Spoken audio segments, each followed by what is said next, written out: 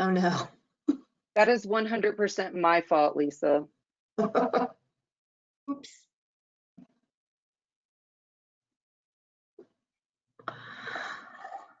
All right. Good morning. Let's see. We've got some attendees still joining in. We'll give everybody just another minute or two.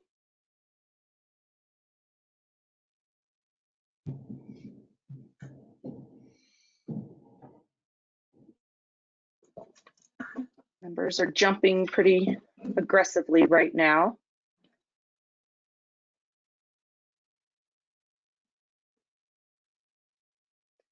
Good morning to everybody who's joining us. We will give you guys just give everybody a couple more minutes to join. We had a pretty large registration, so I'm expecting a few more people this for sure.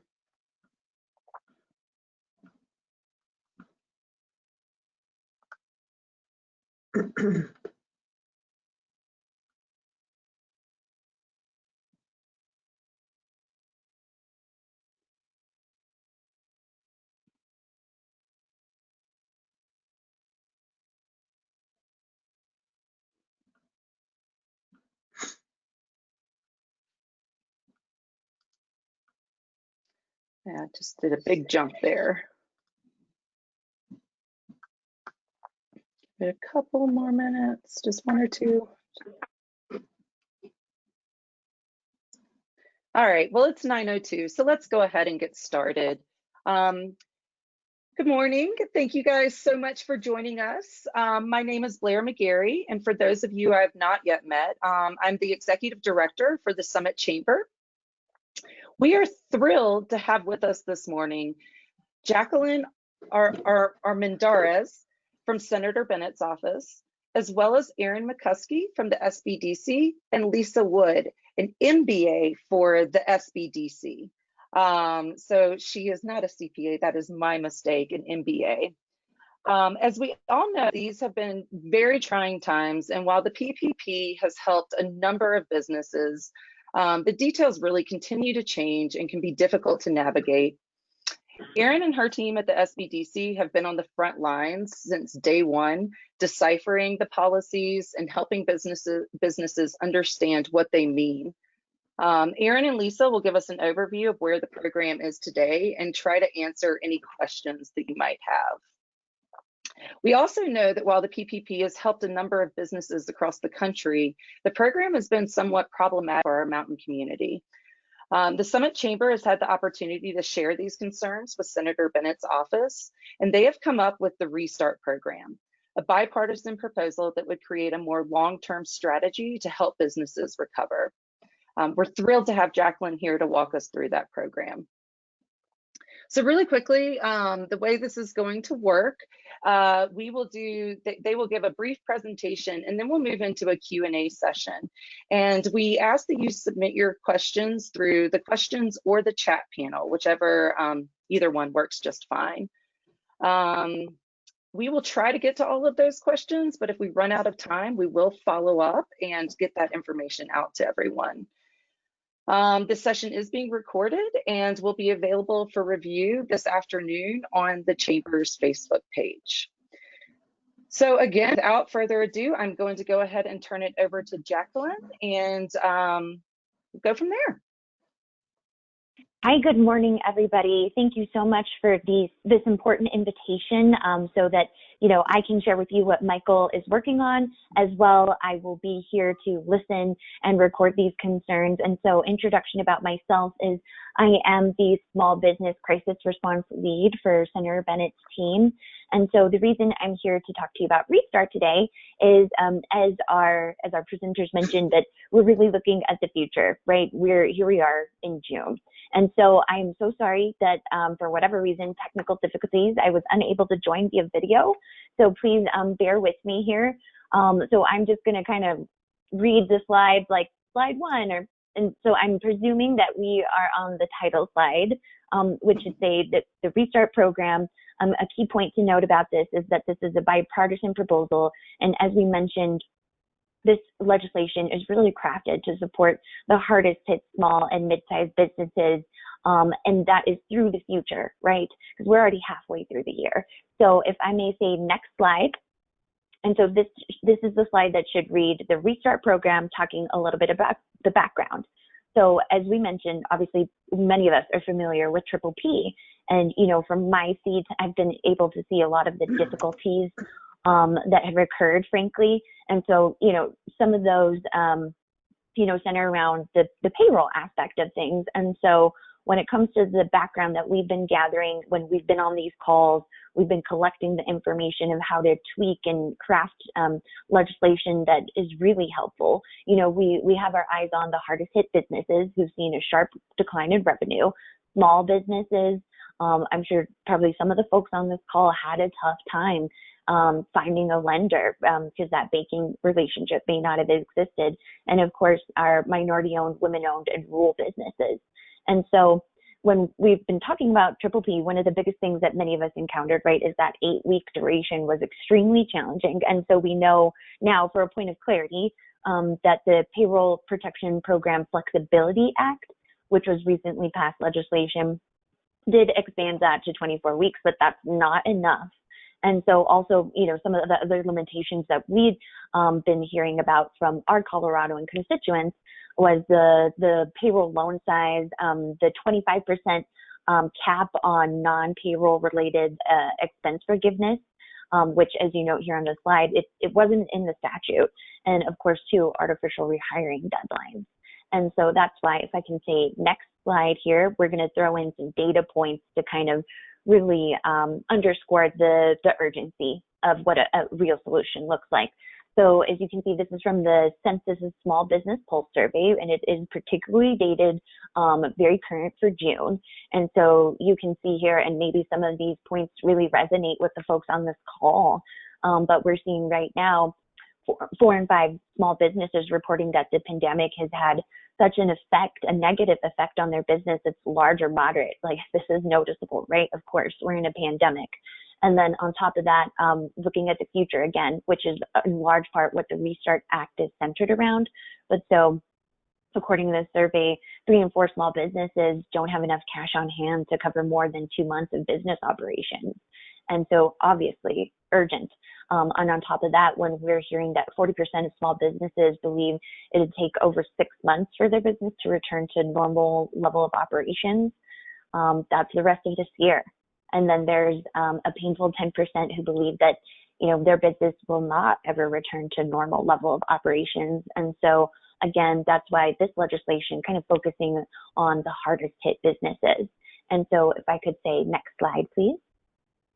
So here is a little bit more details about the Restart Act. And again, really framing this in your mind, this is a longer term strategy because we need to be creative and thoughtful about how we're going to weather the economic fallout that has occurred because of the pandemic. So starting at the first kind of section, eligibility, this is where the Restart is focusing on revenue declines. We're looking at businesses with a substantial hit, right? 25% or more. And next bullet point where it says up to 5,000 full-time equivalency.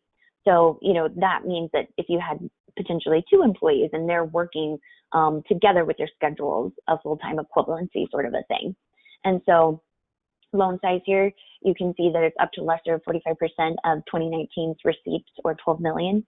And it's designed to finance 6 months of payroll, benefits, and fixed operating expenses. And a quick note here, Bennet.senate.gov is where you can find all of Michael's legislation, including the really nitty-gritty information about the Restart program. And I wish I could pop that into the chat. I'm so sorry, I'm not able to access it. But moving on, when it comes to the forgiveness portion of the Restart program, again, that's going to be based on the revenue decline during the loan period versus a year earlier or full year 2020 versus 2019. And then a big piece of this is that the remainder is going to be repaid over 7 years. So really what we're trying to build here is a longer term competitive interest rate. We're trying to make something that is really good credit terms for small businesses because we heard countless times, especially again from my seat as the state lead just how precarious this has been to take on more debt as a small business to try to weather this hardship. So moving on to the loan terms itself. So loan term itself, that's going to be a 2 to 4% fixed rate for the first 2 years. And the next bullet point there, or piece of factoid, that 250 to 600, that's the basis points, and that's above the applicable federal rate, that AFR, for years that are 3 to 7. And so basically that means that, again, we're just trying to get that competitive interest rate, which is set on how the firm is doing on the other side of those first 2 years. And so again, there will be no interest payments due in the first year and no principal due for the first 2 years. So that is the quick kind of nitty gritty of the Restart Act. And out of respect for the time, I will give up the floor here. And I know I'll be on board for questions later, as well as just a quick shout out to my counterpart, Matt, who is your regional representative for the Central Mountains. I know he'll be joining here as well. And so I expect he'll hop on. Thank you so much. Jacqueline, thank you so much. We really appreciate the work that you guys are doing and look forward to being able to ask you some questions. With that, I will go ahead and turn it over to Erin and Lisa, and we can go from there. Thank you so much. Yes, I'm Erin McCuskey. I'm the Regional Director for the Northwest Colorado Small Business Development Center. I just want to provide a reminder to all of the small business owners on this call that the Northwest SBDC exists in order to help you through a variety of struggles, but today we can specifically hone in on helping you through this pandemic. So if you need help with your EIDL loan application or the PPP application, I want to give a reminder that you need to be applying for the PPP if you haven't already today. The application closes on June 30th, but lenders will need time to be able to approve that application. And so if you haven't already made that contact, please be sure that you do so today. But most likely you're tuning in order to learn about forgiveness today. And so I am thrilled to be joined by one of our expert consultants, Lisa Wood, who has been working with dozens of small business owners to help them through this process. So if that's something that would be useful to you, I know it's kind of tricky to navigate some of these detailed financials in a group setting and in a webinar setting, but just go onto our website, northwestsbdc.org, and you can request free individual confidential consulting through there. Lisa's available, as are several other financial experts who can consult with you virtually one-on-one and help you through those questions that you have coming up. So with that, I'm going to turn it over to Lisa because she really has become an expert at this PPP. Lisa is a former banker and CFO in the healthcare industry. She is a resident of Northwest Colorado. She was a commercial lender for over 20 years, and during that time worked with borrowers on SBA loan applications and loan packages. After she moved into the healthcare industry as a CFO, she had experience on the borrower side applying for SBA disaster loans when Hurricane Harvey hit the Gulf Coast in Houston in 2017. So she really has a great understanding of the full scale of this process, and we're so grateful to have her as a part of our team. As I said, she's been working with dozens, if not more, small business owners in Northwest Colorado on this PPP loan. So she's going to take us through some of the recent legislative updates and some tips on the application. I'll turn it over to you, Lisa. Thank you, Erin, for that introduction. Can everybody hear me? Is my audio on? Yes, Is my audio good, Lisa? Thank you. Okay, well, hi, everybody, and I'm assuming that our audience here has already familiar with the PPP loan program. You've probably already applied for it and have one, and you're on here today to hear about the latest updates and how to secure forgiveness for this loan. A lot of my clients have said, we don't want to be saddled with this thing. We want to, as a loan, we want to be sure that we're doing it right. We want to be sure that it's forgiven. So that's what we're going to talk about today. If there are some more questions, detailed questions about the program itself, maybe you could ask those during the question period if you're not familiar with some of the things I'm talking about on the PPP program. So if we could go to the first slide. Well, we're on the first slide. I want to emphasize that this PPP Paycheck Protection Program has been and continues to be a work in process. So the law was actually signed into law in late March, and applications started 1 week after being signed into law. I talked to several bankers who some of the banking associations were frantically putting programs together so that the banks 5,000 plus across the country could tune in and figure out what they were going to be doing and what to expect. So it was done very quickly. As of June 10th, there have been 16 interim rules, 48 clarifications. This thing is averaging 1.3 changes per day since inception. So it's a moving target. We're trying to keep up with the changes, and we're here today to talk about the latest. So next slide, please. Just want to go over the timeline. The CARES Act passed on March 27th with $349 billion. Applications started April 3rd.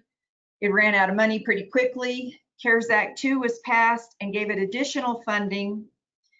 Forgiveness rules came out almost a month later, so everybody borrowed this, not really sure how it was going to be forgiven.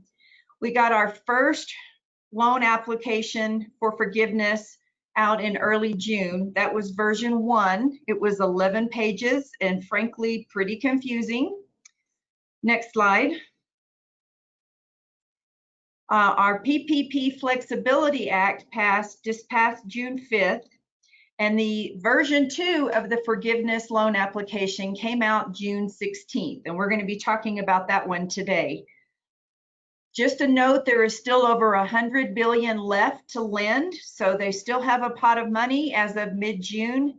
And the last day to get approval for a PPP loan, if you haven't applied yet, is June 30th. And this means approval. This isn't like our tax returns, and if you've got a postage date of the deadline, you're in. You got to get in and be approved by June 30th. So as Erin said, we're really encouraging everybody to get their application in. Now, this is a new piece of information. The deadline to submit your forgiveness application to the lender, not the SBA, to the lender, is 10 months after the covered period ends. So that's been a lot of question that people have wanted to know how long you had. It's 10 months. And interestingly enough, that 10 months after the covered period, our safe harbor period is going to end December 31st. And 10 months after that is when the government's fiscal year starts, October 1st. So they kind of synced it up to get all this forgiveness in, and I guess see where they are and start a new year fresh as of October 1st, 2020, or 2021, I apologize. All right, next slide. So the PPP Flexibility Act made some changes that were very much needed based on a lot of feedback to the government and from the banks. So I'm going to talk about the changes, comparing what happened from the old rules to the new. So now we have a option to extend the covered period from 8 weeks to 24 weeks. And I think the last time I heard Senator Bennett's office on a webinar talking about the covered period, maybe a couple of months ago, as they were discussing this, they were talking about 16 weeks. So 24 is even better. Now you can't pick anything in the middle. Some people are going to ask that. You got to pick the 8 weeks or you got to pick the 24 weeks. Originally, the amount of payroll cost that had to be paid out of the loan proceeds for the loan to be forgiven was 75%. If you spent 75% on eligible payroll costs, 100% of the loan would be forgiven.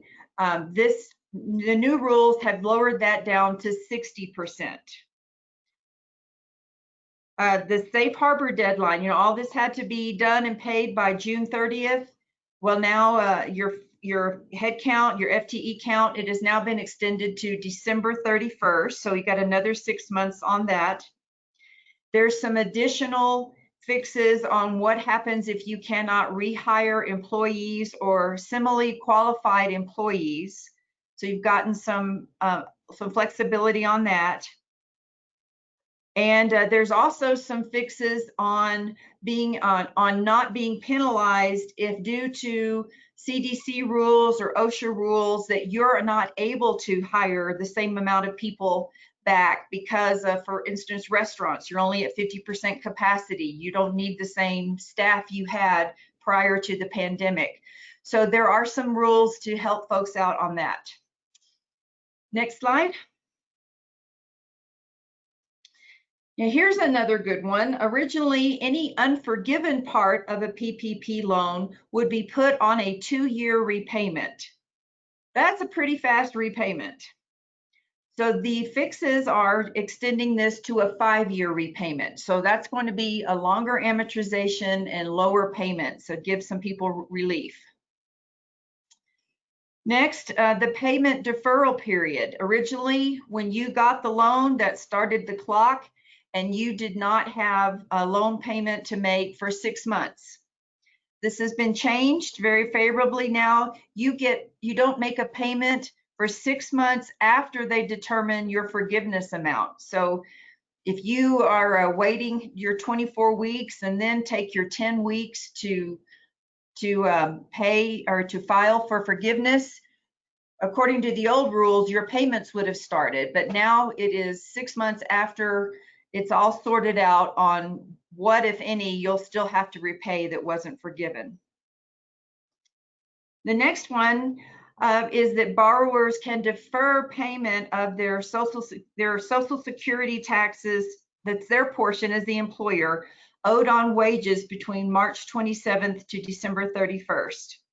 Now this is only the Social Security taxes, 6.2% only. This is not waiving federal payroll taxes, all the other taxes that you may have to pay. So you can defer those, and they have given you 50% of it has to be due by the end of next year, 2021, and the other 50% by December 31st, 2022. So they're really pushing this out for you guys, but all of the other payroll taxes must be paid on time. The government doesn't play with that stuff. All right, next slide. There are some things that didn't change. As most of you know, the covered period started when the loan showed up in your account, or there was an alternative payroll period depending on if your payroll was bi-weekly, so you could start at the first payroll date. So that all stayed the same.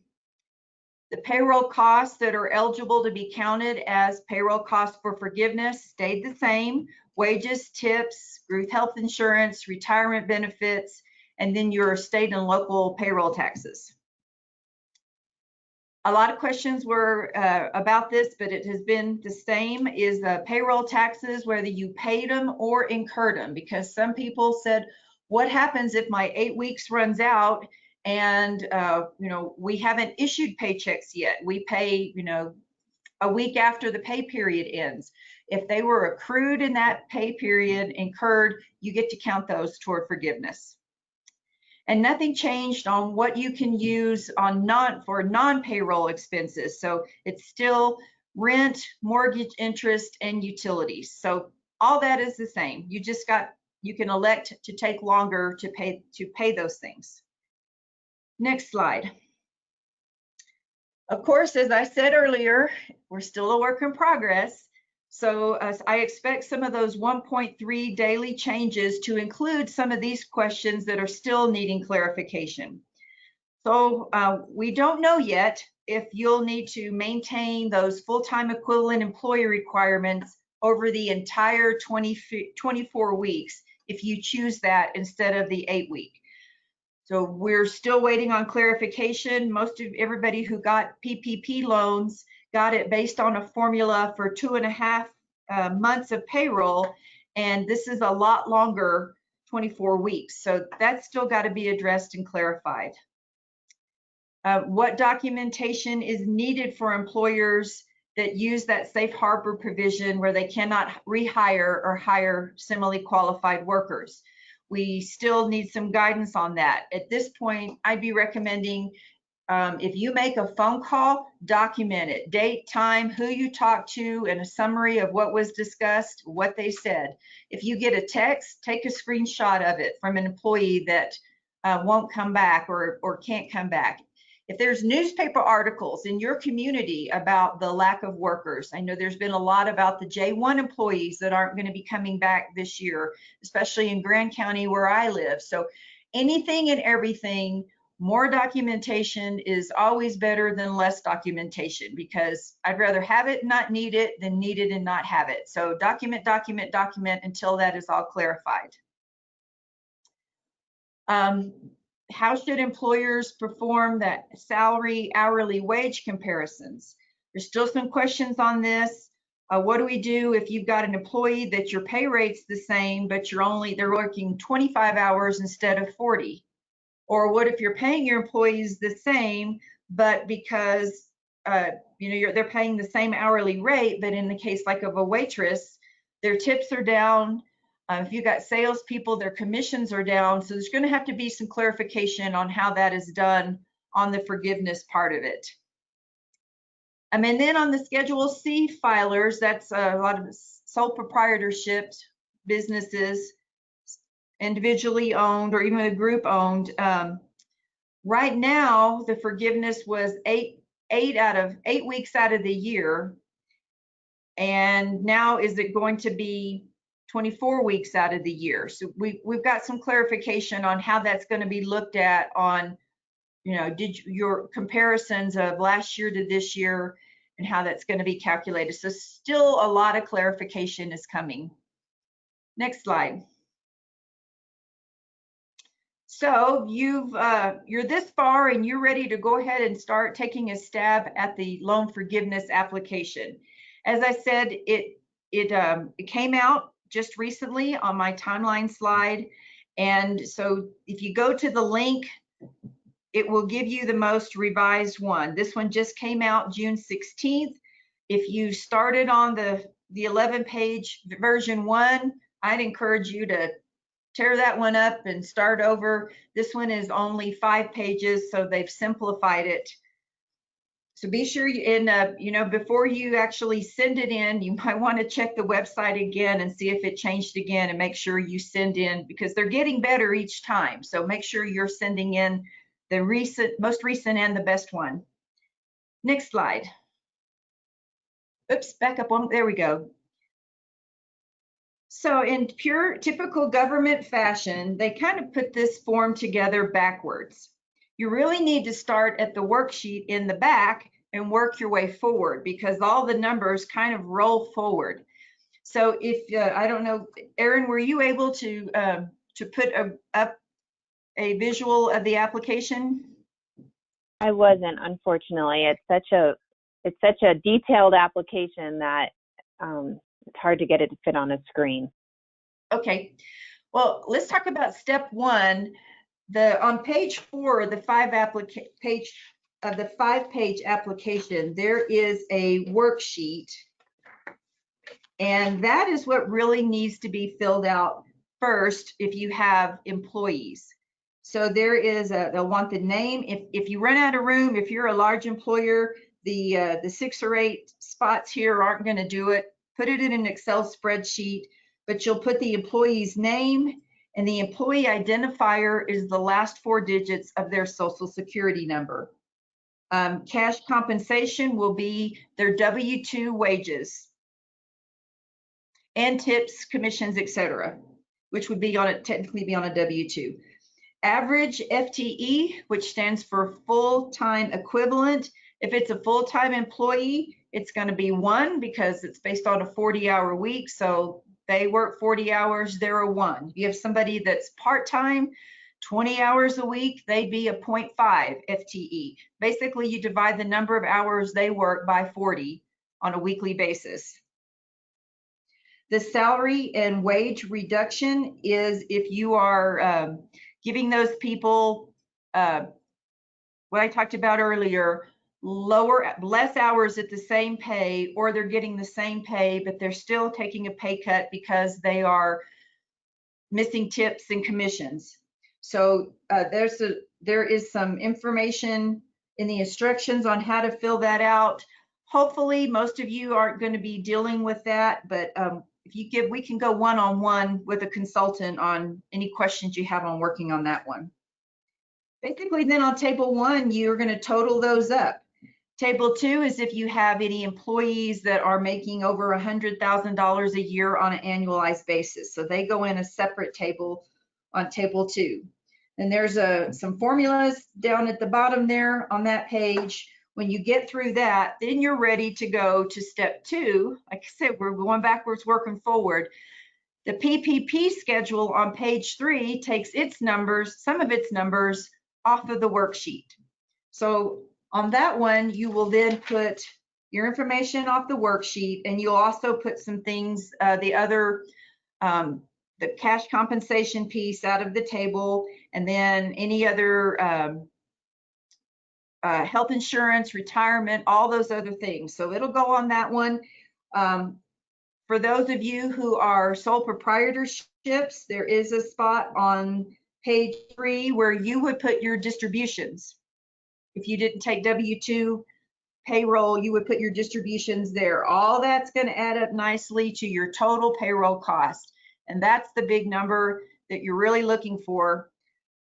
From there, you're going to go to the page 1. Like I said, this is set up strangely. You're going to go to page 1 and bring that information forward.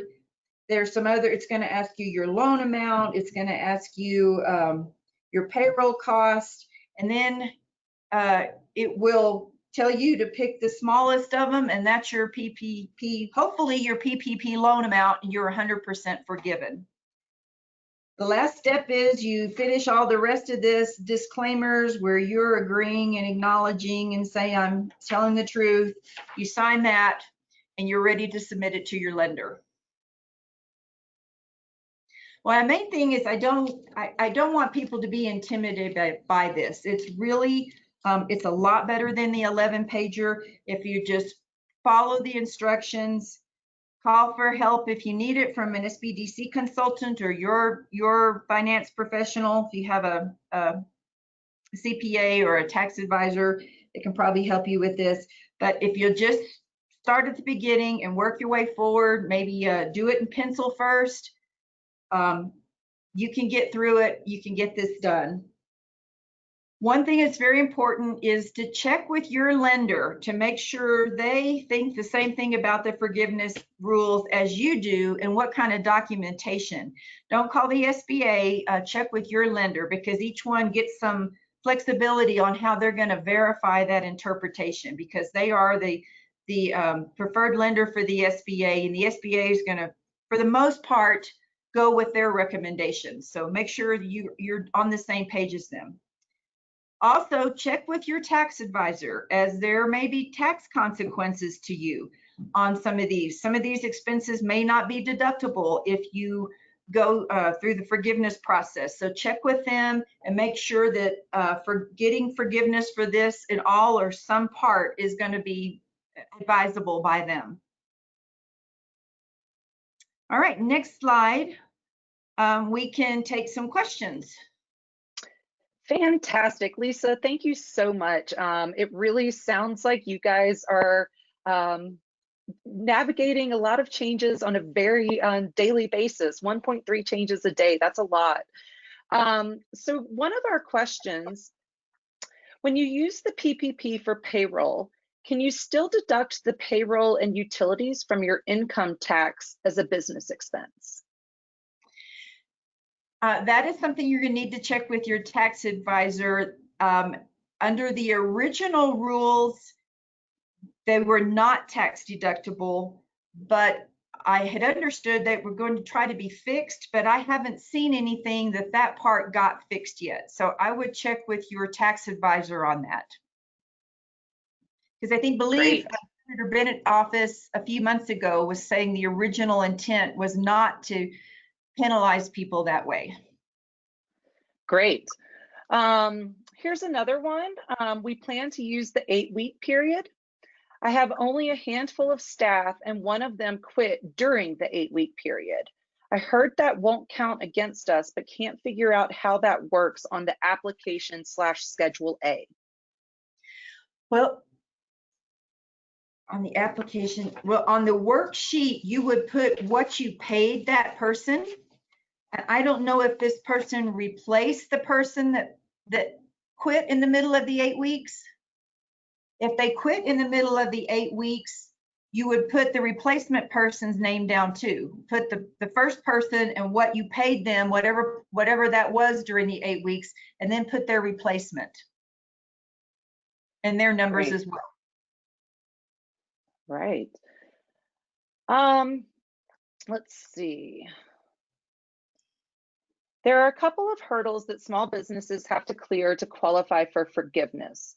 Broadly, one is FTE rehiring, hiring, and another is if regulations prevent an organization from resuming normal operations. Can someone detail what constitutes regulations by whom and what defines normal operations?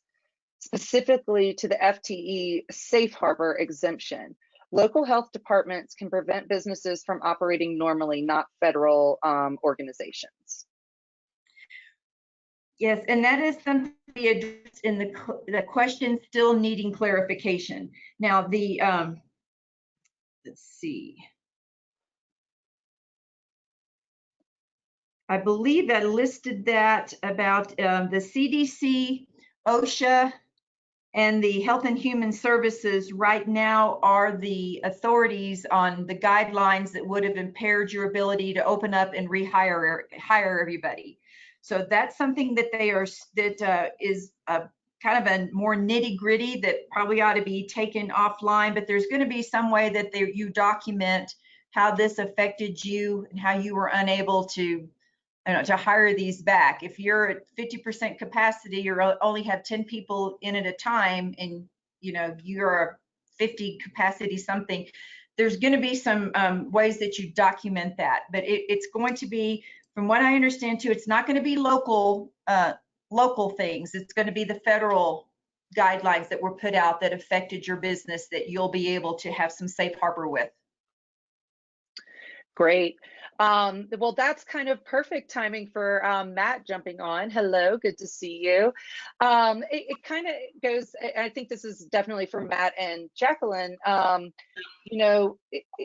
It feels sometimes that there's not a true understanding in Washington or the SBA of how small under 50 people organizations operate. What is being done differently to ensure that the level of red tape and irrelevant guidance does not appear in the restart? Hi, everybody. Is Jacqueline still on? I am. Yeah, just unmuting. Okay. Do you want to take it, Matt, or should I, since I'm the lead? Well, if you go ahead and then okay. Yeah. Sounds good. Yeah, and so just to repeat the question, essentially, being that frankly, PPP, the whole rollout has been bureaucratic, right? That's kind of my interpretation of the question, and just want to check if that's accurate. That was just how are we cutting through the red tape? Yeah, exactly. Yeah, absolutely. So again, from my seat on the constituent services side, there's no denying that this has been a factor here. And I think what exacerbated it further, just to provide full context, is the fact that, this is a global pandemic, and the legislation that included PPP, the CARES Act, was crafted in an unprecedented short time with a couple of $1 trillion, right? So I think that's a factor into where we are now. But so to answer your question about how essentially to mitigate bureaucracy further, I think I would point to the Restart Act, which is essentially what Senator Bennet has done from day one, which is actually listen to Coloradoans and incorporate what their feedback is, right? Because I think this question speaks to, frankly, in some senses that's kind of natural, that there's a disconnect between DC, far away on the East Coast, and our communities, right? And Summit County. But that's what we're doing going forward, is showing up to these calls and gathering the information and making sure that we're crafting legislation that is actually based on the feedback of constituents to mitigate that bureaucracy. Like, one of the biggest things I would point about with Restart Act, which is the difference between focusing on payroll, kind of being the linchpin for the program, whereas Restart focuses on revenue losses. And so I think it wouldn't be fair of me to speak on behalf of the agency, for example, but I can speak for the office of Senator Bennet. So thank you for that question. Well, thank you. Go ahead, Matt. Well, I would only, or Lisa, you go ahead. I think, I understand believe me, understand the question about the bureaucracy. I think the PPP Flexibility Act is an encouraging sign that they recognize some things were in there that they didn't intend, some unintended consequences. So I think we're getting better and better at this, and the Restart hopefully is learning from lessons of the past. But I'm encouraged at some of the changes we're seeing. And I would add that when we think about small businesses and medium-sized businesses, yes, the Restart loan proposal, I think the cap is maybe a employment up to 5,000, but we're really looking at businesses under 500. But because we're looking at revenue decline, we're going to, I think, be a little bit more targeting businesses under 50 or under 20 people. I think that's the thinking behind Restart. And I'm sure that when we worked with Senator Todd Young out of Indiana, Indiana has a couple of major metropolitan hubs, but it's similar that it has a lot of small rural communities. So I think that was the genesis behind trying to think longer term, but also make sure we accommodate our small businesses in rural communities. Thank you, guys. I feel like you guys have just done an excellent job listening to our community and listening to the challenges that we're seeing. And you are seeing some changes come out in, the PPPFA. And I'm really encouraged about this Restart program. What can we do to help you guys get that through in this very challenging political environment? You want to take that one, Matt? Because sure. Yeah. Yeah, well, you're on the ground over there. Sure, and guys, so I'm based out of Steamboat. I've been working for the senator for now about 18 months. And what I haven't been able to do is travel that much. And so as we look at safe reopenings and certainly the work that's being done in Summit County, I think about both Frisco and Breckenridge, coming up with kind of novel solutions to try to encourage folks to be able to maintain social distancing, but reopen the economy in a way that hopefully more folks, I'm sure you're being flooded here in Steamboat. I feel like the last three weekends since we've had short-term lodging, we've been flooded with folks from the Front Range, which has been a welcome change, but how to do so safely.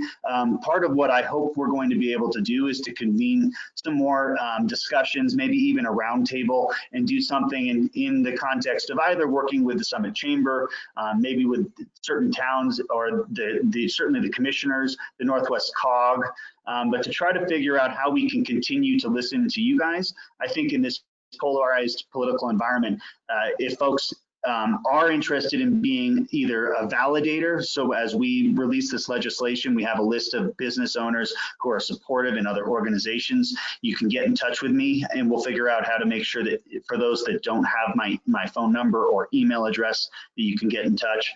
But it's going to be, I think, a little bit of, we're going to wait and see how things develop over the next 4 to 6 weeks. We have a recess coming up in July, then we'll be back for 2 weeks.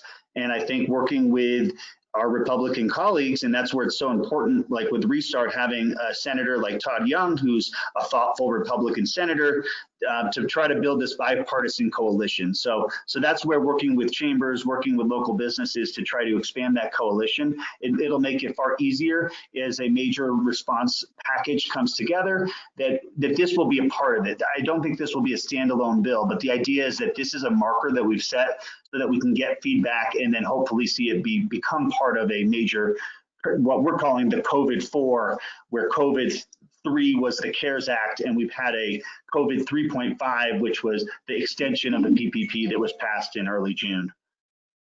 So yeah, that's what I'd say. And Jackie, Great. anything? And again, Yeah. I think that covers it, Matt. Thank you. thank you guys for all of your hard work fighting on our behalf. Here's one, probably going back to Lisa. How many weeks of payroll is the loan amount based if you want to have 100% of the total loan forgiven? Well, the loan amount was to be calculated on 2.5 months of payroll based on what you submitted. Now, I hear a lot of feedback is like, I don't know where this number came from for this loan amount, but it's technically supposed to be 2.5 months. And can you tell me the second part of the question again, please? Yes, sorry, I lost it. Let me go right back. How many weeks of payroll is the loan amount based if you want to have 100% of the total loan forgiven? Okay, it was based on 2.5 months. And there are a lot of people who aren't even, they used 100% of it on payroll. 60% of that loan amount needs to go to payroll. So even if you got 2.5 months worth, but were able to, you needed some other bills you needed to pay, you just need to get that 60% threshold covered of the loan money going to payroll cost. Great. Does payroll cost include workers' compensation insurance? Let's see. It says, my read of it would be no. It just said, well, I guess because workman's comp, that's a separate insurance you're paying, it's not governmental, right? On this question? I don't think so, right, a separate insurance. That's not been listed as specifically one of the eligible costs. I'm gonna look at the description again here on the application. And we can always follow up on some of these questions too as we get more. My read of it is not listed specifically, so we probably need to get clarification on that one. Great, thank you. Do you have to do anything to switch from the 8-week period to the 24-week period if the money was received in April? My understanding is there was a place that you put that. I don't think you have to actually notify your bank or anything like that, but when you fill out the loan forgiveness, there is a place on here where you put your covered period, the dates. Great. And so going back to that last question, just a comment, and maybe this just something to think about. Insurance is a business expense, just like utilities is kind of the point, I think, to take home there. Right, and those are more for idle loan proceeds. Great. Okay, can you please explain when you were able to use the Form Easy? I might have missed it because I have a bad streaming connection. The Form Easy? The Form Easy is what's in the question. Maybe we can get more clarification there. We'll move on to another one. Let's see. Okay, alternative period. We pay semi-monthly, not bi-weekly. Is it still okay to use an alternative period? I'm assuming an alternative period for payroll. I'm going to have to get clarification on that one because I understood it was, let's see. Okay, here we go. Payroll schedule. On page 1, you can check bi-weekly, twice a month, monthly, or other. So that would lead me to believe that you could use the twice a month. Or an other and write in that information that you were looking at. Yep. Let's see. We have someone who received $1,000 from the EIDL program. Is that considered a loan? I thought the small amounts up to $10,000 were a grant. They are a grant, but they go into the PPP forgiveness application as well. I'm trying to look where this was. The other one had a place where you put the idle loan, the first one. Trying to see where it is on the second one.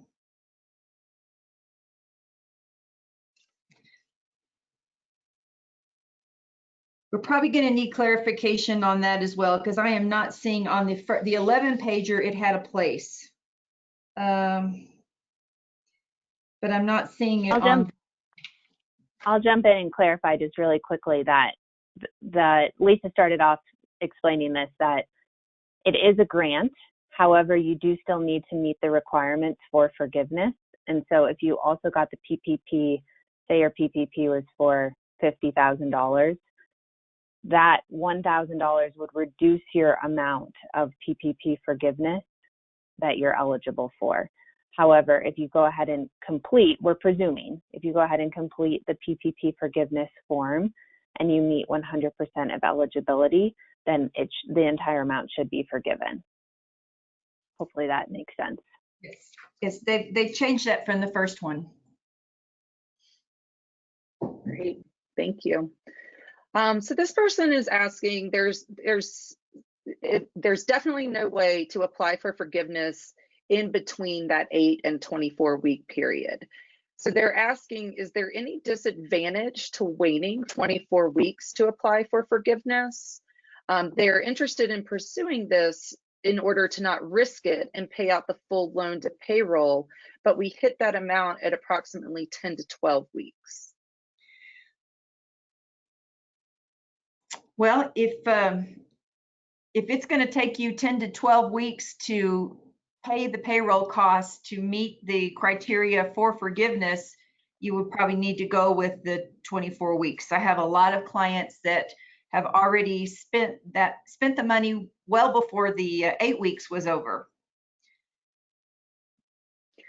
I guess, is there any, do any of you guys have the history or the kind of background to what the determination was for the 8 or the 24 and nothing in between?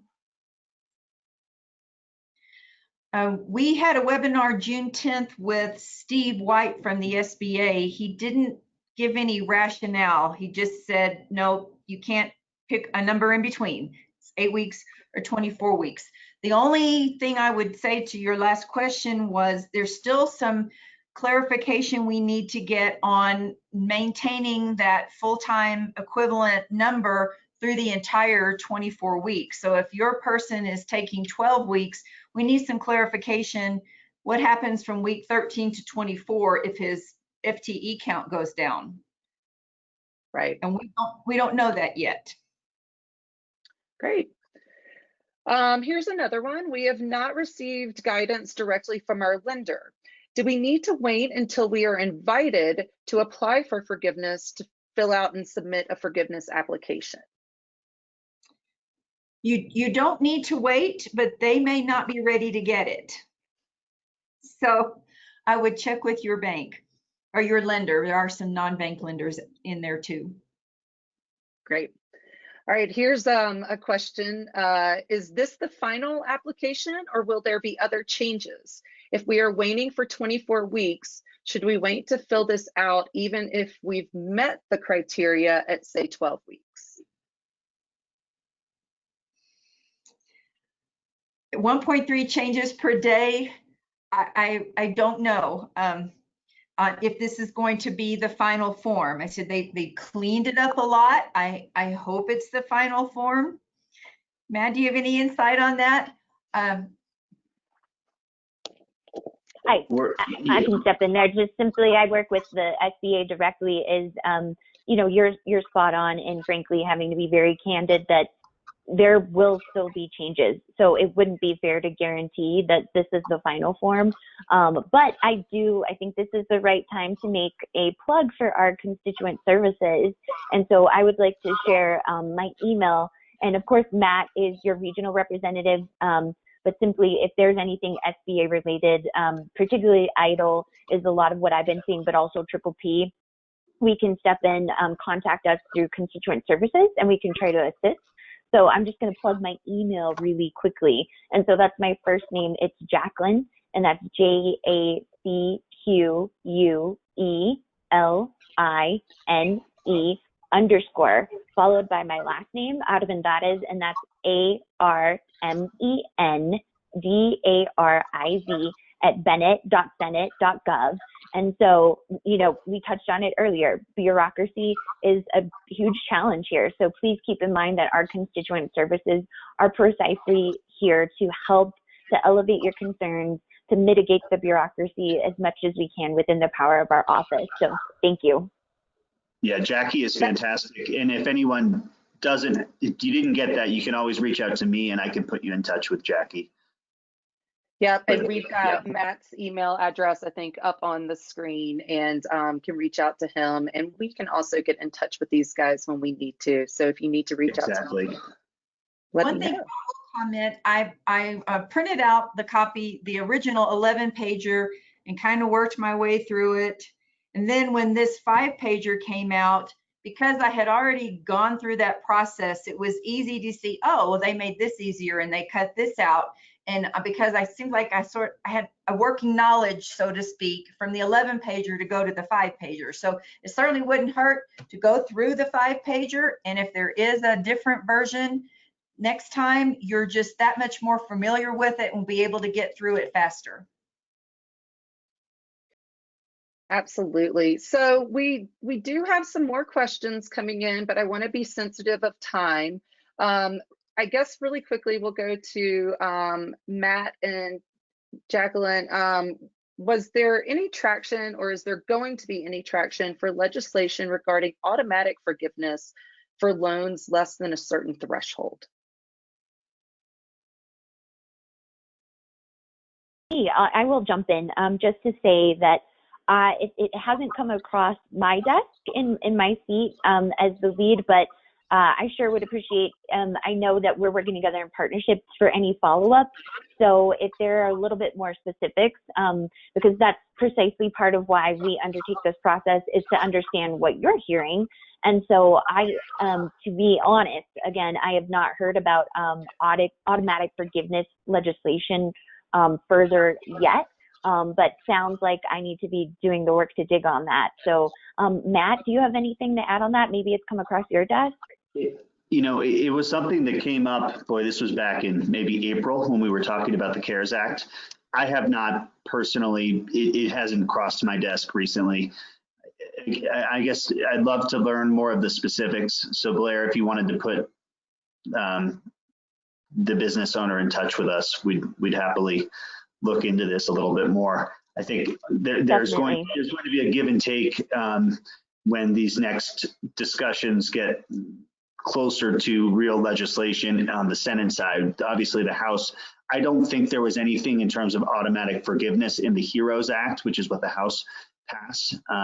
But that's really what happens in the Senate is likely to be significantly different from what we've seen in the HEROES Act. There will be some markers that were set in the HEROES Act around certain provisions that I think will maybe inform what discussions happen in the Senate, but this is going to be a moving target. Yeah, Blair, please, Lisa. I want to go back to a previous question on the loan forgiveness application. There is a place 1, 2, 3, 4 lines down on page 1 where you put your idle advance amount for the forgiveness, and you put your application number. It doesn't look like that it is in the formula anymore, like the 11-pager, but there is a place to put that down so your idle loan is part of that forgiveness package. That's fantastic, Lisa. Thank you for tracking that down. And in the interest of time, again, we do have some more questions coming in, and we will do what we can to get those answered and then get those emailed off to the participants in this group. I want to thank all of the panelists here. I want to thank all of the participants in the chat. As these guys have said, we learn more every day, and we all want to make the right decisions and try to create programs that really do work and are cutting the red tape and just making it so that we can recover from this very challenging time. So I do want to give a quick plug. The SBDC, the Northwest call happens every other Wednesday at 1 p.m. They are excellent. There's such great information. There's one happening tomorrow at 1 p.m. I think that we will have some representatives from Summit on that call. But again, a great resource, as is the one-on-one training and consulting that the SBDC is doing. Erin, I don't know if you have anything to add, but I just think a really, really great resource for everyone. Yeah, thank you for that plug. And I just do encourage you to reach out so that we can look through the finances with you in a confidential manner, one-on-one. We have a team of consultants who can help with things well beyond just the financials. But as you've heard, Lisa is very dedicated to tracking down the right answers. She's gotten to know these forms very well. And she in particular would be a great resource if you're interested in working with her. But if you have a marketing question, or you're trying to figure out how to get your business online, or something else in the wake of this pandemic, we're here to help. Tomorrow's call at 1 o'clock, we will be discussing consumer trends with some national experts, talking about what they're seeing on a national level as far as consumer spending habits. And then we are going to be highlighting several Summit County businesses talking about what they've observed. So that'll be a really cool call. Lisa will be giving a quick 5-minute update on the PPP application. So if you have a few remaining questions, you might also get that answered on that call tomorrow at 1. Great. Well, thank you. And if you guys don't have anything else to add, I think that we will let you go for the day. But again, many, many thanks. And I'm sure we'll be doing this again as things change over the coming months. Great. Thank you, Blair. Thanks everybody. Lisa. Yeah, thank you guys. Okay. Stay well and healthy. Take care. Bye-bye. Thank you.